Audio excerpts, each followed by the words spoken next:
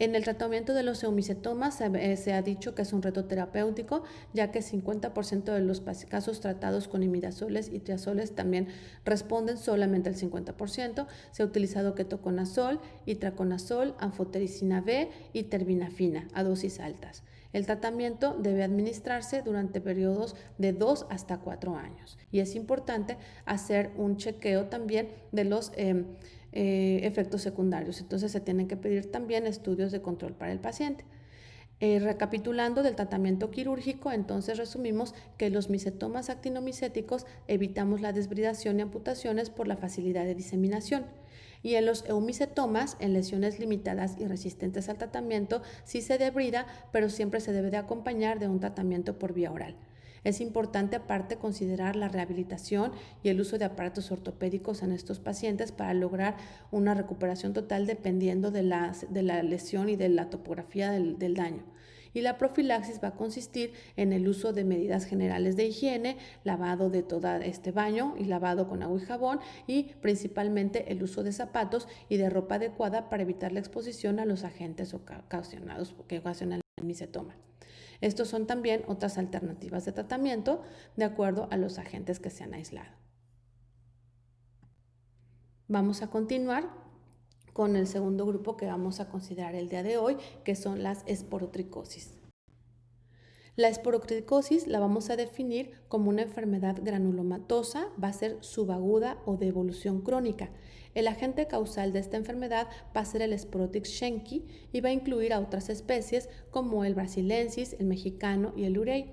Esta infección va a ser adquirida por vía cutánea también por objetos o con material contaminado. Este agente se encuentra prácticamente también en la naturaleza, se encuentra de preferencia en la paja, en el zacate, madera, tierra y flores. Entonces también se considera una enfermedad ocupacional. También se puede adquirir en personal de laboratorio de manera accidental. Normalmente se ha aislado en personas que son empacadores, jardineros, laboratoristas, inclusive se ha hablado de epidemias. Hubo una epidemia muy grande hace como 30 años en Brasil, en donde prácticamente había más de 3,000 personas contaminadas. También se ha reportado en deportistas. Esta enfermedad va a afectar a ambos sexos. Aquí sí va a afectar a todas las edades, desde la población pediátrica hasta la población senil. Se han reportado casos excepcionales. En Guadalajara se reportó el caso de una paciente de 6 años en donde rellenaba su muñeca con paja, y también se reportó en México un bebé de 2 días de nacido que había sido mordido por una rata. ¿Qué pasa en la esporotricosis? Bueno, que vamos a tener también que la gente va a penetrar por una solución de continuidad, entonces siempre vamos a tener también un antecedente de traumatismo, arañón, picadura, mordedura, etc. Va a ser igual que el micetoma, no hay una transmisión de persona a persona de manera directa. Parece que aquí sí existe una afección por vía pulmonar y prácticamente en México se encuentra en todo el país, pero también predomina en el centro y en el occidente. Dentro de los estados que están mayor afectados tenemos a Michoacán, el estado de Puebla, Guerrero, el estado de México y todo lo que es la zona centro del país. Dentro de la etiopatogenia vamos a ver que está ocasionado por el agente, es un ascomiceto anaorfo de ofistoma, y va a ser parte del complejo Sporotix spp, en donde vamos a encontrar al brasilensis, al albicans, a la variedad mexicana, al schenckii estricto y al globoso. ¿Qué va a pasar aquí? Que los componentes de la pared van a actuar como adhesinas que van a inducir inmunogenicidad. La glicoproteína que parece ser específica del hongo es la 70KDA. Y esto se los marqué con rojo porque el péptido ramomanano es un componente único del agente, que vamos a ver que es después importante en la cuestión del diagnóstico. Se cree que hay una alta resistencia, por lo que se requiere también exposiciones repetidas, y además esta infección se favorece con la inmunosupresión. Vamos a tener que se puede clasificar en primaria cutánea, en donde vamos a tener una exposición con una inoculación, el desarrollo de un chancro, después viene una diseminación y puede curar sola. Y también tenemos una variedad primaria pulmonar en donde también va a ingresar por vía respiratoria y se va a dar de manera principal o primaria una neumopatía primaria y de ahí puede haber una posible diseminación hematógena. Esta manera de infección es más frecuente en pacientes inmunosuprimidos o en pacientes que han estado hospitalizados por largas etapas y va a afectar también órganos a distancia. También se ha documentado una reinfección esporotricósica. El doctor Roberto Arenas la ha clasificado de la siguiente manera. 1. La cutánea linfangítica fija, la cutánea linfangítica y fija. Estas son las formas más comunes, la linfangítica hasta en un 75% y la fija hasta en un 30%.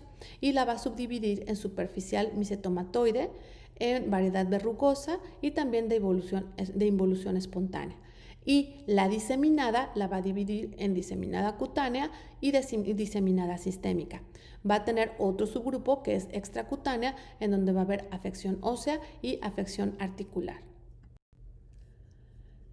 Dentro de la linfangítica, que comentábamos que es la más frecuente, hasta en el 75%, vamos a tener el desarrollo primero de un chancro, un nódulo o goma ulcerada, va a ser más frecuente en las extremidades superiores, hasta en el 56%, seguida por las extremidades inferiores.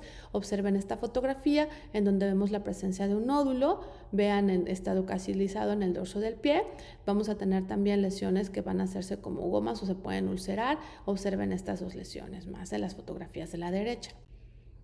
Entonces vamos a ver que vamos a tener en la variedad fija, que va a ser en un 30%, ya vimos la más común, que es la linfangítica. Ahora vamos con la fija. Aquí vamos a tener una placa semilunar infiltrada, que vamos a tener como si fuera una variedad verrucosa o que va a parecer verruga. Esta posteriormente se va a ulcerar y nos va a producir costras. Esta es la segunda variedad. Dentro de la variedad diseminada, que se habla de un 5%, les comentaba anteriormente que vamos a tener una cutánea diseminada, que es en donde vamos a tener lesiones en diferentes partes del cuerpo, que van a tener también el seguimiento de la línea linfática, pero también tenemos una diseminada sistémica, en donde aparte de tener lesiones en la piel, vamos a tener sintomatología general. Y la forma extracutánea se puede presentar también de manera aislada, es decir, puede darse en alguna zona profunda, pero solamente aislada, o bien se puede acompañar de sintomatología sistémica. Observen las fotografías en donde observamos también estas lesiones que empiezan como nódulos, aquí ya hay descamaciones. Observen que sigue el trayecto de los vasos linfáticos, entonces vamos a ver como caminitos y vamos a ver que pueden afectar a lesiones en prácticamente todo el miembro superior, por ejemplo, o todo el miembro inferior. Y esta, por ejemplo, que es una forma cutánea diseminada, prácticamente está en toda la cara. Igual que esta fotografía en donde observamos una cutánea diseminada, en donde se observa en los dos brazos. En cuanto a la clasificación hecha por el doctor Amado Saúl, a mí me parece esta muy padre. Está propuesta en el 1998, en donde define él a esta enfermedad como un padecimiento polimorfo, pero la clasifica según la respuesta inmunológica del huésped. Entonces aquí la van a clasificar en dos grupos. Esto es de acuerdo a si es una reacción inmunológica que se refleja por una intradermorreacción con esporotricina, y entonces la clasifican en dos grupos, una esporotricina positiva o normérgica o hiperérgica, y la otra esporotricina negativa.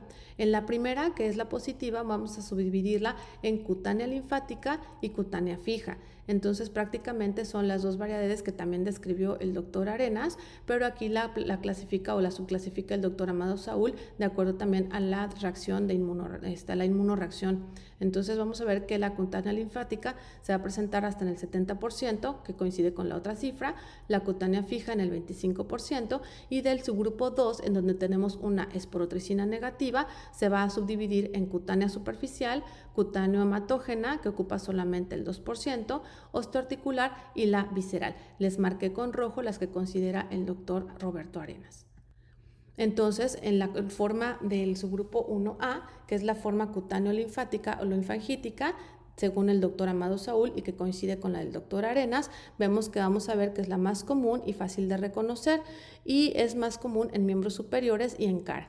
Vamos a tener la presencia del traumatismo, el desarrollo del chancro. Vamos a ver que va a ser poco doloroso o indoloro y que va a ser también resistente a medicamentos antiinflamatorios habituales. Va a persistir de 2 a 3 semanas, en donde posteriormente va a desarrollar un nódulo o goma que va a ser, se va a colocar arriba de la primera lesión, y después estas lesiones se van a ulcerar y se van a cubrir por costras muy grandes, van a producir una placa que va a ser bastante importante. Algunas lesiones van a cicatrizar y otras lesiones van a desarrollarse en el trayecto de los vasos linfáticos, que son prácticamente las fotografías que ya habíamos comentado. Entonces observen cómo están las lesiones, en donde observamos prácticamente que siguen el trayecto también de los linfáticos. Son lesiones bastante aparatosas, son verdaderas neoformaciones, algunas descaman y son prácticamente en un inicio indoloras. Observen esta fotografía en donde también vemos el trayecto en la pierna y observen estas lesiones que prácticamente ya están decapitadas. En la cara, cuando se da inoculación, es a nivel central, se van a formar por lo regular 2 cadenas de lesiones debido al trayecto de los linfáticos y vamos a tener este cuadro clínico, en donde vamos a tener un orificio de inoculación y vamos a tener lesiones en ambos lados de la cara. Cuando la diseminación se va a hacer por linfáticos superficiales, también se pueden formar algunas plaquitas de color rojo y lesiones satélites, y entonces las podemos confundir con tuberculosis u otro tipo de micosis. Por eso es bien importante en estas enfermedades realmente aislar al agente causal para poder llegar a un diagnóstico específico. Tenemos también otra forma que se llama micetomatoide, en donde vamos a tener lesiones abundantes y diseminación irregular, que va a hacer que se deforme la región. Esto nos habla de sitios múltiples de inoculación. Vamos a tener también la forma 1B, que es la forma cutánea fija, según el doctor Saúl, en donde no va a haber diseminación. Aquí la lesión va a permanecer como el chancro persistente, va a haber una placa única, van a tener una forma y un tamaño variable. Vamos a tener aquí que puede ser escamoso, verrucoso o color rojo violáceo, y el diagnóstico diferencial se hace, como lo habíamos comentado anteriormente, con tuberculosis verrucosa, cromoblastosis y el nevo verrucoso. Siguiendo con la clasificación del doctor Amado Saúl de la esporotricina negativa, tenemos ahora al grupo 2A, que va a ser la forma cutánea superficial o dermoepidérmica, en donde vamos a tener unas placas eritematoescamosas que van a ser violáceas y un poquito pruriginosas. Observen esta fotografía en donde vamos a ver que prácticamente está afectada la piel, pero la inoculación fue en la cara. Entonces vamos a tener aquí discreto eritema, vamos a tener escamas, va a haber placas prácticamente y van a ser un poquito pruriginosas. Esta va a avanzar lentamente por los linfáticos superficiales y por eso se va a ver como diseminada. También puede tener unas zonas muy extensas de diseminación, por lo regular en las nalgas o en las extremidades. De acuerdo al doctor Amado Saúl también, dentro de lo que son esporotricinas negativas, ya vimos la 2A, que fue la cutánea superficial que ya mencionamos. Ahora vamos con la 2B, que es la cutánea hematógena. Esta va a ser más rara. Aquí ya tenemos un proceso de inmunosupresión. Se asocia mucho a pacientes ya con comorbilidades como diabetes, linfoma y SIDA, y también pacientes que están usando medicamentos inmunosupresores. Aquí las lesiones van a ser también ya placas verrucosas y costrosas, pero se van a presentar en diferentes áreas de la piel, porque ya va a haber una diseminación. Después viene el otro grupo, que es la forma osteoarticular, que es todavía menos frecuente, que va a iniciar primero como una forma cutánea, después se va a profundizar y esta prácticamente también se fistuliza y va prácticamente a invadir este hueso, ocasiona osteomelitis y puede también el diagnóstico diferencial es con micetomas o con tuberculosis. Y finalmente las formas viscerales, que son todavía mucho más raras, en donde vamos a tener afección principalmente pulmonar y renal, y realmente este tipo de infecciones es prácticamente un hallazgo en pacientes que ya están muy enfermos o inmunosuprimidos y que prácticamente se localiza el agente por los cultivos que se realizan de manera rutinarias. El diagnóstico de esta enfermedad, como les mencioné desde un inicio, se va a hacer con la intradermorreacción por esporotricina. Por eso era importante lo que les comentaba, porque esta técnica fue ideada en México por el doctor González Ochoa, en donde sacó una fracción polisacárida de la rhamnomanona, que es la proteína que les comentaba que es específica del Sporotrix schenckii. Esta se va a realizar inyectando 1/10 de centímetro cúbico por vía intradérmica en la parte anterior del brazo. Se va a esperar y se va a positivizar a las 48 horas, manifestándose por una zona indurada y eritematosa, que puede llegar incluso a ulcerarse. Esta técnica solamente va a ser positiva en casos de esporotricosis específica para esta enfermedad. Sin embargo, va a permanecer positiva a pesar de que el paciente esté sano. En cuanto al diagnóstico, también se puede hacer el cultivo del microorganismo. Se cultiva en medio de saburó. Normalmente vamos a obtener crecimiento a los 10 días, y esta es una fotografía muy bonita en donde vamos a ver que las siembras se hacen. Nosotros en dermatología somos como muy metafóricos, y bueno, ahí se requiere cierta imaginación y romanticismo. Entonces se dice que estas son duraznos en floración. Entonces vayan a ver los duraznos para que los vean florecer y ya se acuerden de este agente. Y recuerden que la identificación del organismo es indispensable para el diagnóstico. También se realiza, aparte, el estudio directo o estudio histológico. Ciertamente este no es práctica para los datos útiles del diagnóstico, por eso no se realiza. Solo en algunas ocasiones pueden observarse algunas levaduras que son PAS positivo, o sea, ácido periódico de Schiff. En cuanto al pronóstico, se dice que esta enfermedad es de las micosis profundas más benignas, pero sí puede afectar estructuras profundas, y en ocasiones se comporta como una micosis agresiva y resistente a tratamientos. El tratamiento se dice que es una micosis que tiene un tratamiento efectivo, sencillo y barato. Se utiliza yoduro de potasio, en donde se puede ver que si se hace de manera oportuna, la curación es hasta el 100%. Y se utiliza por vía oral. Normalmente no hay tabletas, se utiliza como por cucharada. Entonces se indica que cada cucharada contenga aproximadamente 1 gramo. En el adulto se utiliza hasta 3 gramos diarios para ir ascendiendo hasta 6 al día. En los niños se inicia con una cucharadita de 1 gramo, y la dosis máxima es la mitad que la del adulto, es decir, hasta 3 gramos por día. Y se sugiere tomarla con leche para evitar la acción irritante en la mucosa gástrica. Normalmente el tratamiento es largo, tiene que durar algunos meses, incluso hasta 3 meses, pero se recomienda continuar incluso 1 mes después de que hayan curado las lesiones. En las formas extracutáneas o sistémicas sí se utilizan medicamentos del tipo de la anfotericina B, de 0.25 a 1 miligramo por kilo por día. Se utiliza también trimestoprim con sulfametoxazol, ketoconazol, grisofulvina,